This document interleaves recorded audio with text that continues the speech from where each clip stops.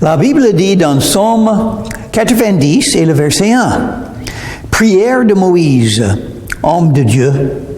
Seigneur, tu as été pour nous un refuge de génération en génération. Prions. Merci Seigneur pour ta parole. Merci pour ton amour et ton pardon. Merci que tu es mort pour nous. Bénis-nous aujourd'hui afin que nous puissions penser à toi et mettre en pratique ce que tu nous enseignes. Dans ton nom, je te prie, Jésus. Amen.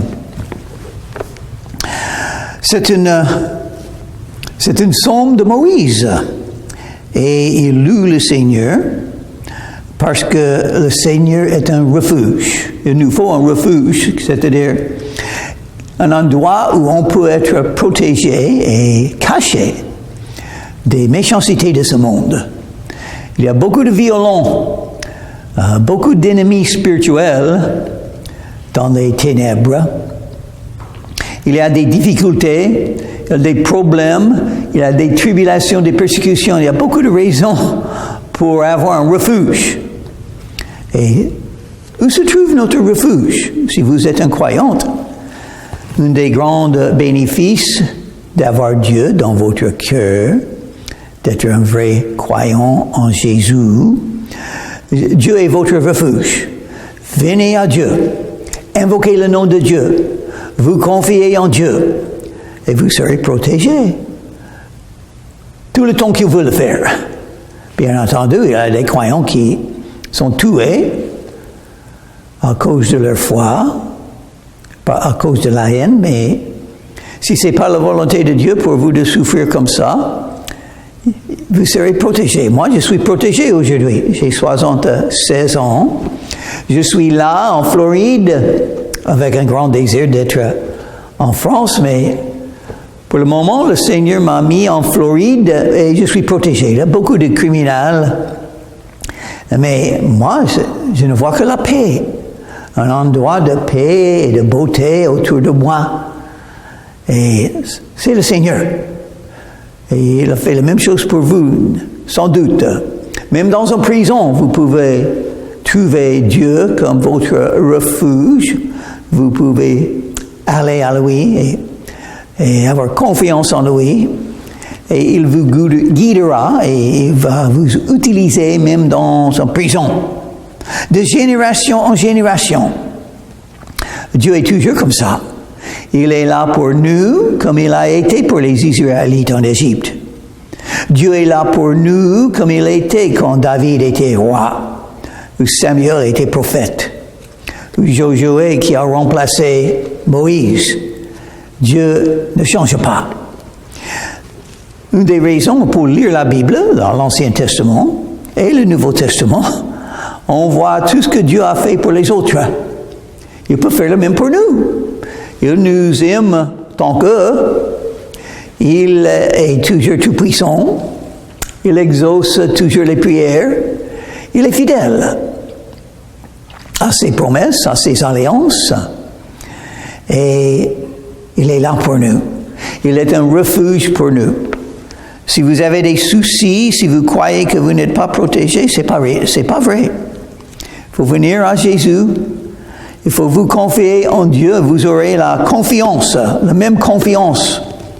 Vous pouvez être sûr que Dieu est là pour vous protéger, pour vous aider, comme Moïse. Avant que les montagnes soient nées et que tu aies créé la terre et le monde, d'éternité en éternité, tu es Dieu. Dieu a un dessein pour l'avenir et beaucoup de choses qu'il va faire sont marquées dans la Bible. Par exemple, le retour de Jésus-Christ après les 7 ans de la grande tribulation. Ça va arriver. Et nous serons éternellement avec notre Sauveur. Mais dans le passé aussi, avant que tu as créé la terre et le monde, oui, c'est vrai. Dieu faisait des choses avant la création. Le premier verset de la Bible dit: au commencement, Dieu a créé le ciel et la terre. C'est une grande vérité. Tout est là grâce à Dieu. Le monde appartient à Dieu parce qu'il a créé. L'univers appartient à Dieu parce qu'il a créé. Mais qu'est-ce que Dieu a fait avant Genèse chapitre 1 et verset 1? Une chose que je sais qu'il a fait, il a fait son dessein. Il a décidé beaucoup de choses d'avance. Par exemple, il y aura un Messie, un sauveur. Et rien ne peut changer ça. Jésus est venu dans le monde juste quand c'était la volonté de Dieu. Né de la Vierge, annoncé par un ange. Il vivait le seul de vivre une vie parfaite, de sainteté, sans péché. Et puis, pourquoi il est venu dans le monde? Il est allé à la croix de Calvaire pour donner son sang, afin que nous puissions être pardonnés et sauvés. Le dessein de Dieu. Et heureusement, Dieu a un dessein pour nous aussi. Je crois qu'avant la création du monde, Dieu pensait à nous tous, chacun de nous. Il nous a donné la vie avec une mère et un père. Dieu a choisi avant la création. Il a choisi qui serait votre mère et votre père. Ce n'était pas du hasard. Il a mis dans les 10 commandements, honorez votre père et votre mère. Pourquoi? Parce que c'est eux que Dieu vous a donné. Dieu vous a donné le père et la mère que vous avez. Il faut apprendre d'eux. Il faut les respecter, les honorer. Et peut-être que vous n'avez pas fait, mais vous pouvez y arriver. Ils étaient des êtres humains. Non, ils n'étaient pas parfaits et vous n'êtes non plus. Mais ce sont des parents que Dieu vous a donnés pour une raison. Pour une raison, heureusement pour moi, un peu tard dans la vie, un peu âgé, je suis arrivé à aimer ma mère. Enfin. Et même quand elle avait, je sais pas, à peu près 90 ans, je commençais à parler beaucoup avec elle au sujet de la Bible, le salut qu'on peut trouver en Jésus-Christ. Avant, je parlais un peu. Ma mère était la première personne à qui j'ai parlé de mon salut, de ma foi en Jésus. Quand j'ai reçu Jésus-Christ dans mon cœur, il m'a sauvé. J'avais 19 ans où j'étais un jeune homme en rébellion. Avant ça, mais je ne fais pas expliquer ma jeunesse, mais le pasteur de l'église où j'ai entendu le message, on m'a lu Romains chapitre 10 et le verset 13, quiconque invoquera le nom du Seigneur sera sauvé. Moi, j'ai invoqué le nom de Jésus dans une prière à lui, simple mais très sincère de mon cœur. Il m'a pardonné. Il était là devant moi, spirituellement. Il est devenu mon sauveur. Et puis le pasteur a dit, quelques jours après, il a dit, si vous croyez en Jésus, il faut dire aux autres. Et donc la première personne à qui je parlais, c'était de Jésus. C'était ma mère. Je suis allé chez elle. Je parlais du fait que j'ai rencontré le Seigneur. Et elle était catholique, non pratiquante. Croyez en Dieu, mais c'est tout. Et dans toutes les années de ma jeunesse, personne n'a jamais prié chez nous. Personne n'a jamais lu la Bible. Oh. Une seule fois, quand j'avais 14 ans, j'ai lu quelques versets de la Bible. Mais je n'aimais pas, je ne comprenais pas. J'ai mis à côté. Mais quelques années plus tard, le Seigneur a tout changé. Il peut faire ça. Jésus peut agir dans la vie de quelqu'un qui est non-croyant, qui est dans les ténèbres. Et il peut, par le Saint-Esprit, appeler cette personne à croire en Jésus. pour être sauvé. Il le fait pour moi. Mais j'ai parlé avec ma mère et non, elle n'était pas vraie croyante, comme on n'était pas né de nouveau. Pas encore. Mais à ce moment-là, j'avais presque 20 ans. Pas encore 20 ans, c'est... quand elle avait... il y a 10 ans, il y a 5 ans, 6 ans, j'ai dit ça à ma mère, je parlais de Jésus. Mais elle m'a dit, je connais une chanson chrétienne. C'est une chanson qui est chantée dans les églises évangéliques, pas dans des églises catholiques, au sujet de la croix de Calvaire. Et elle m'a dit, elle a chanté, j'étais étonné, elle n'a jamais fait quelque chose comme ça quand j'étais jeune, quand j'étais élevé, elle n'a jamais fait.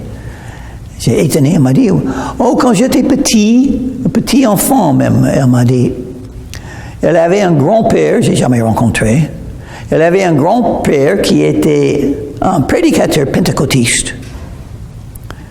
Mais elle, parce que sa mère, ma grand-mère, était catholique, elle était interdite d'assister les cultes de l'église pentecôtiste. Interdite. Mais, c'était les années 1930 quelque chose. 1931, 1932, dans l'État Illinois, petite ville qui s'appelle Quincy, Illinois, juste sur la fleuve Mississippi. Et elle est allée à l'église quand même. Elle n'est pas entrée, elle est restée dehors, mais les fenêtres étaient ouvertes. Et elle écoutait la musique, elle aimait beaucoup chanter. Et elle chantait les cantiques chrétiennes évangéliques quand elle était tout petite. Elle les a appris, n'a jamais oublié.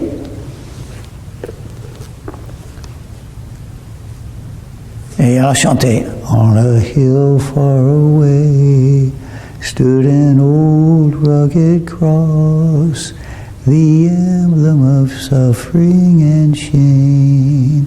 Et j'étais étonné. Mais enfin, quand elle avait 90 ans, j'ai parlé avec ma mère de temps en temps, j'ai parlé de la prière. Et elle m'a dit, je prie tous les soirs avant de dormir, je prie. Je prie Dieu. Et j'ai dit, est-ce que tu pries jamais Jésus? Il faut prier Jésus. Tu sais, c'est important de prier Jésus. On ne peut pas être sauvé sans prier Jésus. Quiconque invoquera le nom du Seigneur, le Seigneur c'est Jésus-Christ. Dans le contexte, dans le Nouveau Testament, le mot Seigneur, c'est un mot concernant Jésus-Christ. Son nom est le Seigneur Jésus-Christ. Et donc le Seigneur Jésus n'a pas d'autre nom par lequel on peut être sauvé. N'a que le nom Jésus. Je suis le chemin, la vérité et la vie, Jésus a dit. Personne ne peut venir au ciel sans moi. Personne. Nul. Nul ne vient au Père sans Jésus. Il faut venir par Jésus. Jésus est le Sauveur, c'est lui qui sauve. C'est ce que l'ange dit à Marie. Il faut donner le nom Jésus, parce qu'il sauvera son peuple de ses péchés. Jésus est le Sauveur. Le Père, le Fils et le Saint-Esprit, unis en Dieu.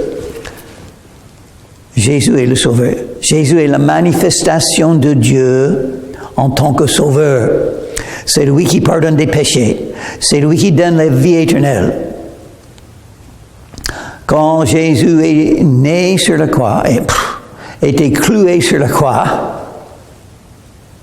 au même temps, il y avait deux malfaiteurs cloués, crucifiés au même temps, l'un à chaque côté de Jésus, Jésus au milieu, et on voit l'histoire croise souvent quand on parle de la crucifixion de Jésus, parce que deux malfaiteurs étaient là en même temps. Ils méritaient d'être crucifiés. Et Jésus, non, ne méritait pas. Mais il est mort pour nous. Afin que la punition tombe sur lui, afin que nous puissions être rachetés, le prix a été payé, le prix de son sang. C'est pourquoi Apocalypse chapitre 12 et le verset 11 dit: les croyants ont vaincu le diable par le sang de l'agneau. Oh, le sang, quand Jésus a versé son sang sur la croix de Calvaire, il a gagné une grande victoire. La victoire sur le diable, la victoire sur le péché, la victoire sur le monde, la victoire sur les ténèbres spirituelles, les victoires sur la chair humaine, les convoitises, la victoire. Quelle grande victoire se trouve en Jésus-Christ parce qu'elle a versé son sang. Mais j'ai dit à ma mère, quand elle avait 90 ans, il faut prier Jésus le soir. Essayez à prier Jésus parce que c'est lui qui sauve. Et on m'a dit, ok, voilà, je vais le faire. Et puis après, quelques semaines après, j'ai dit, et maman, est-ce que tu as commencé à prier Jésus le soir quand tu pries? Et elle m'a dit, oui, je prie Jésus maintenant. Et j'ai dit, c'est bien ça. Oui, et aussi, j'ai vu elle a commencé à aimer la Bible. Elle a commencé à lire les choses bibliques et on en parlait. Et à ce moment-là, elle commence à parler avec moi quand je téléphone, quand je fais des visites en Californie où elle habitait. Elle habitait dans la ville de Petaluma, Californie. Et quand j'étais là, on a lu la Bible ensemble, on parlait de Jésus ensemble. Elle est devenue une vraie croyante, une vraie chrétienne. Grâce à la prière à Jésus, un des malfaiteurs, il a dit à Jésus, Seigneur, souviens-toi de moi quand tu viens dans ton règne. Une prière à Jésus. Sincère. Cherchons de l'aide de Jésus. Et qu'est-ce que Jésus lui a dit? Aujourd'hui, tu seras avec moi dans le paradis. Jésus l'a sauvé. Et nous avons la même promesse si vous êtes sauvés par foi en Jésus. Si vous avez invoqué le nom de Jésus avec sincérité, comme ma mère, comme moi, comme le malfaiteur sur la croix de Calvaire, vous avez la même promesse. Vous serez un jour dans le paradis, grâce à Jésus. Et grâce à cette prière que vous avez faite à Jésus, quiconque invoquera le nom du Seigneur sera sauvé. Il faut être sauvé. Vous êtes sauvés ou perdus. Tout le monde a besoin d'être sauvé parce que nous sommes tous des pécheurs. Romains chapitre 3 et le verset 23. Tous ont péché et sont privés de la gloire de Dieu. On ne peut pas entrer dans le royaume des cieux sans être sauvé. Vous êtes sauvés ou perdus. Si vous êtes perdus, il faut vous repentir. Il faut venir à Jésus. L'esprit et l'épouse disent, viens. Viens Jésus. Il vous aime. Il est mort pour vous. Il peut vous sauver, mais il vous a donné le choix. Il ne se force pas. Il vous a donné le choix. Vous avez le droit de Dieu de faire une décision si vous allez venir à Jésus ou non. Mais ça ne fait pas de sens de dire non. Il ne faut pas être en rébellion contre Dieu, il faut être honnête. Oui, vous avez péché comme tout le monde. Non, vos péchés ne sont pas pires que les autres dans les yeux de Dieu. Nous sommes tous des pécheurs. L'égalité. La Bible est beaucoup de choses. La parole de Dieu, la vérité. Mais c'est un livre d'égalité. Dieu nous aime tous. Jésus est mort pour tous. Nous sommes tous des pécheurs. Nous sommes sauvés par la même manière, par une prière sincère à Jésus. On est sauvés. Et on peut être sauvé. Et on a le choix. Vous avez le même choix que tous les autres. Qu'est-ce que vous allez faire avec votre choix que Jésus vous a donné? Est-ce que vous allez choisir Jésus? C'est beaucoup mieux parce que une autre chose, nous allons tous mourir, égalité. Nous serons tous au jugement, égalité. Et il y aura une question au jugement pour décider si vous allez pouvoir entrer dans le royaume des cieux ou non. Est-ce que vous connaissez Jésus? Parce que venir à Jésus dans la prière comme ça, c'est rencontrer Jésus. Oui, Jésus est mort sur la croix, mais aussi il est ressuscité des morts. Ça veut dire qu'il est toujours vivant.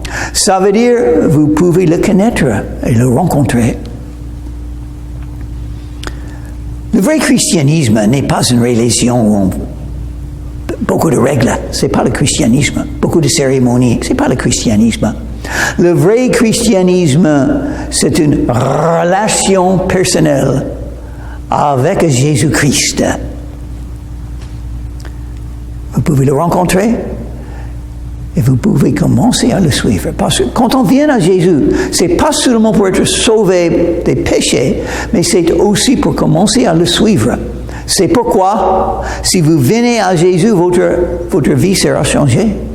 Sera changée. Vous avez besoin d'un changement, un grand changement que Jésus a appelé la naissance spirituelle. Il y a une nouvelle naissance. La première naissance vient de la mère. Nous sommes, égalité. Nous sommes tous nés d'une mère. Nous avons tous une mère et un père. Une manière que Jésus n'est pas la même que nous. Beaucoup de manières. Une, il n'avait pas de père humain. Le reste de nous, tous les autres, ont une mère et un père humain. Jésus avait une mère, Marie, vierge, parce que Jésus n'avait pas de père humain. Elle était vierge quand elle est devenue enceinte de Jésus. Donc ce n'était pas un appel facile à porter que Dieu l'a donné. De dire à tout le monde, oui, je suis enceinte, mais il n'y a personne sur la terre qui est le Père. Et qui va croire ça? Quelques-uns, mais beaucoup ne vont pas le croire. C'est pourquoi une fois les gens ont dit à Jésus, nous ne sommes pas nés de fornication. Ils ont maudit Marie, sans doute, et Jésus. Disons qu'il était né illégitime. Parce que tout le monde savait que Joseph n'était pas son père. Marie même l'a dit. Joseph l'a dit.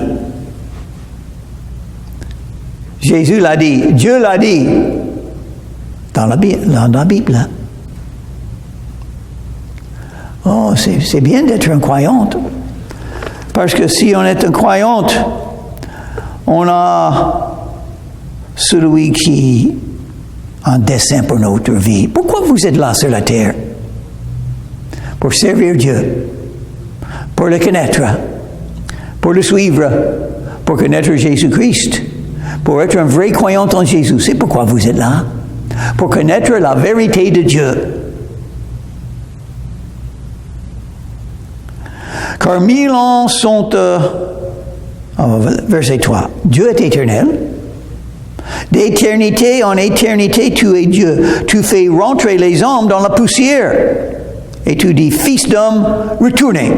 C'est-à-dire, Dieu décide quand on va mourir. Une Une autre manière, nous ne sommes pas le même que Jésus. Jésus est éternel, il est Dieu. Au commencement était la parole.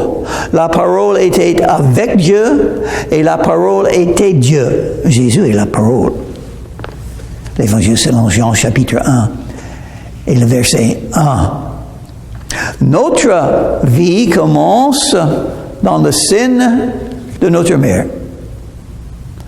L'instant qu'on est, que la mère est enceinte, à ce moment, la vie commence, la vie humaine.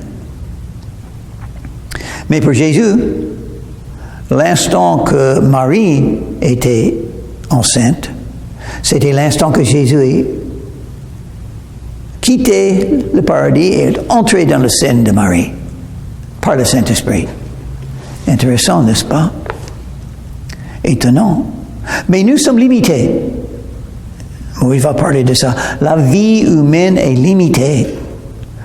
Nous allons tous mourir. Et Dieu décide. Il nous a donné la vie, heureusement, encore un jour pour vivre pour lui, pour suivre Jésus sur la terre, par sa miséricorde, par sa grâce, pas parce qu'on le mérite, parce qu'il nous pardonne chaque jour. Tous les emportent, semblables à un songe. Verset 4. Car 1000 ans sont à tes yeux comme le jour d'hier, quand il n'est plus, et comme une veille de la nuit. Intéressant qu'il a dit ça. 1000 ans sont comme un jour. Qu'est-ce que ça veut dire? Ça veut dire que Dieu n'est pas limité par l'âge d'un être humain. Et Dieu existe éternellement. Il n'est pas limité par les heures, par les jours, par les siècles. Il a beaucoup de temps pour faire sa volonté, Dieu. Et même l'apôtre Pierre a dit la même chose en 2 Pierre chapitre 3. Nous n'avons pas le temps de le lire, mais vous pouvez le lire. Verset 8. Mais il était une chose bien aimée que vous ne devez pas ignorer, c'est que devant le Seigneur, un jour est comme 1000 ans, et 1000 ans sont comme un jour. C'est semblable à ce que Moïse a écrit. Donc, si un jour est comme 1000 ans, Dieu peut faire quelque chose dans ma vie un jour qui accomplira 1000 ans de bonnes œuvres. Et Dieu aime faire ça. Il est apparu à Abraham quand Abraham avait 99 ans pour lui dire, c'est maintenant que ta femme sera enceinte. Je t'ai donné une promesse il y a 24 ans, quand Abraham avait 75 ans. Dieu a fait pour la première fois cette promesse à Abraham, qu'Abraham serait le père d'une grande nation, qu'Abraham sera donné le territoire de Canaan. Mais il n'avait pas de fils. Mais enfin, 24 ans plus tard, quand il avait 99 ans, moi j'ai des rêves à faire quelque chose pour Dieu. J'espère que mes rêves viennent de Dieu. Et je commence à être âgé, les années passent, je ne fais pas grand-chose pour accomplir mon rêve. Mais je prie, et Dieu peut le faire quand je suis même beaucoup plus âgé que maintenant. Il peut le faire parce qu'il aime faire ça. Pour démontrer que c'est lui qui le fait, pas nous. Vous êtes limité par l'âge que vous avez? Non, parce que Dieu peut tout faire. Vous pouvez vous confier dans le Seigneur, même étant âgé. Et même Moïse, quand est-ce qu'il commençait à être le chef des peuples des Juifs d'Israël? Quand il avait 80 ans. 80 ans. Et Abraham, quand est-ce qu'il avait un fils? Quand il avait 100 ans. 100 ans. Donc, il y a toujours l'espérance pour moi. Dieu aime utiliser les plus âgés pour démontrer que c'est Dieu qui le fait. C'est Dieu qui décide. Mais vous allez mourir. Venez à Jésus quand vous avez l'occasion, l'opportunité de le faire. Nous ne savons pas quand nous allons mourir. Il faut être sauvé maintenant, aujourd'hui. Venez à Jésus et invoquez son nom et il vous sauvera de vos péchés. Prions. Merci Seigneur pour la vérité, pour les choses que tu nous enseignes. Aide-nous à avoir une conduite sainte. Pardonne-nous pour tous nos péchés et faillites. Merci pour ton amour, ta patience, ton dessein. Que ta volonté soit faite, Seigneur Jésus, et que nous puissions faire ta volonté. Dans ton nom, je te prie, Jésus. Amen.